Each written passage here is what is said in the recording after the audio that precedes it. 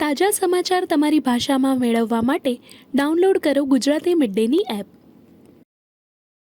Thank you, Mr. Vice President, for your leadership in bringing the country's attention to what has been happening here at the border and the significant change that has already occurred under the short time that President Trump has been in office. Really, what you're seeing here today and what you'll continue to see is a unified effort across President Trump's national security team, the Department of Homeland Security, towards our mission, which is to ensure a safe, free, and prosperous society for Americans. As Director of National Intelligence, there are a number of areas where we are focused. The President talked about in his speech, over 21 million people have come across our borders illegally under Joe Biden's administration. There are many of them that we don't know who they are. They have not been vetted. We don't know where they are.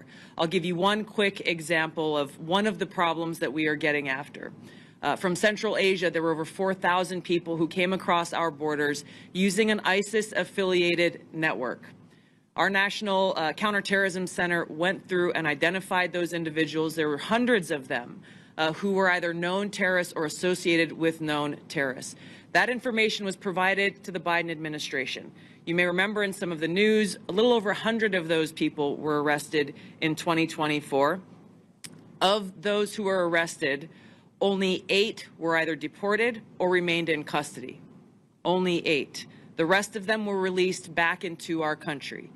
Where are they? What are they doing? What may they be plotting? This is just the beginning. There are many, many areas that we need to stay very focused on, working with Department of Homeland Security, working with the FBI to ensure that we're keeping the American people safe. Our Counterterrorism Center is working on making sure that we have that single source for vetting so that we can figure out who is actually in our country and identify those who pose a threat and get them removed.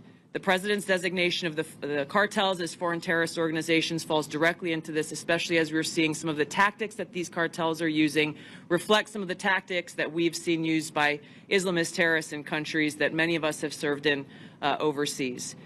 Our mission is very clear. Our objective is to keep the American people safe. I'm grateful to be a part of this team that President Trump has assembled to accomplish that mission. Thank you. Subscribe કરો Gujarati midday.